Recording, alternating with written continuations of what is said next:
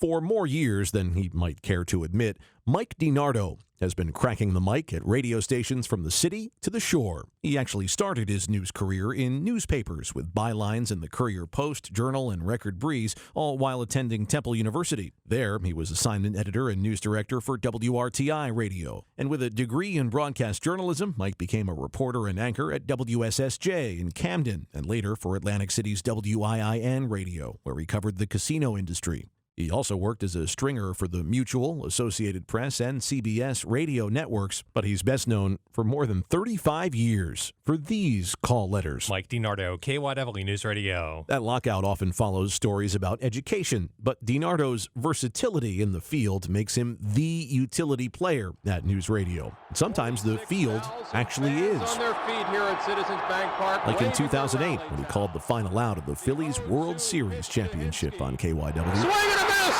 He struck him out! The Phillies are the world champions! Mike has won the prestigious Edward R. Murrow Award 4 times, most recently for rhyming his way through a news story slugged a stanza for danza. I think is worthwhile. And on this particular Seuss Day, that left them with a smile. The Associated Press has honored DeNardo with awards for public affairs, sports, feature reports on 1060. See? Versatile. World champion. He's also the keeper of KYW bloopers and other not-for-air audio creations. World champions. Mike's in his second term as president of the Philadelphia Sports Writers Association, a mega fan of the band Kansas and prog rock, sheep and softball, lobster rolls, and his loving wife, Barb. Mike DeNardo is a real catch, and we're proud you can catch him on KYW News Radio 1060.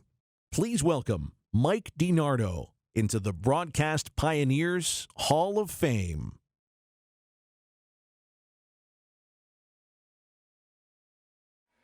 As Mayor John Street used to say, I'll be brief no matter how long it takes. Thank you, Larry. Thank you, Jerry. Thank you, Pat. I am pumped. I am truly humbled to be in this room tonight with my Philadelphia broadcasting heroes. I mean, Dan Baker, the late Tom Maloney, Don Henderson. Patty Jackson, where are you? Pat, here's a hug for you. We started our careers working for Pat Delsey at WSSJ Radio in 1947, and we've never looked back.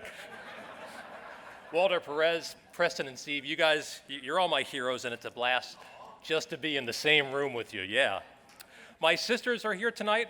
Linda's down from Nazareth, and Sharon, I call her Buzz, is up from Atlanta.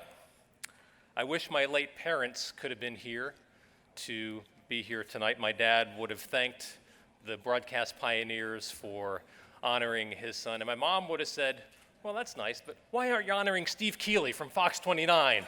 Keeley's a great reporter. He should be here. He should be honored tonight. Mom loved Keeley.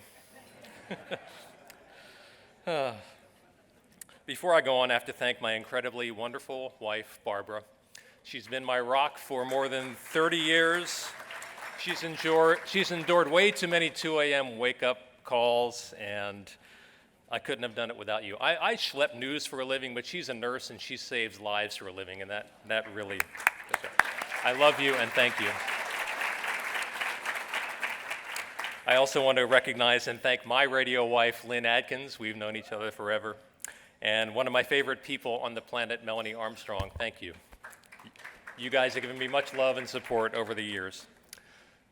I'm not so vain as to think that this honor tonight is for anything that I've done in my career that's been especially wonderful. I am a worker bee at KYW News Radio.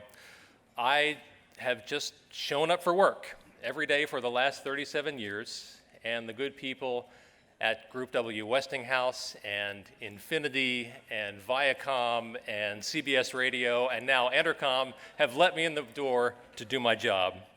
And I have always appreciated that and always been thankful. I prefer to think that this honor is more about the dependability of our radio station and the service we provide to the public and the dedicated staff that we have. I just happen to have been there the longest, but we're a team, and we truly are dedicated to putting the best product on the air. And if you like the way our radio station sounds now with its faster pace, my boss Alex Silverman is here, and he gets the credit for that. I've been fortunate to learn from the best in the business. When I started at KYW News Radio, I learned from Ed Kasuba and Larry Litwin and Tony Hansen. Tony taught me a lot about journalism, not much about golf, but a lot about journalism over the years. I started, one of the first days I was there, I was writing for the legendary Bill Bransom. And I'll never forget, I think I ended a story that I wrote for him with a voice cut. And I remember him bellowing from across the room, "DeNardo, you may have done this bleep in Atlantic City, but you're not going to do this bleep here." Richard Maloney was one of the best reporters we ever had, and he taught me to understand a story fully so that you can explain to the listener why it happened, not just what happened.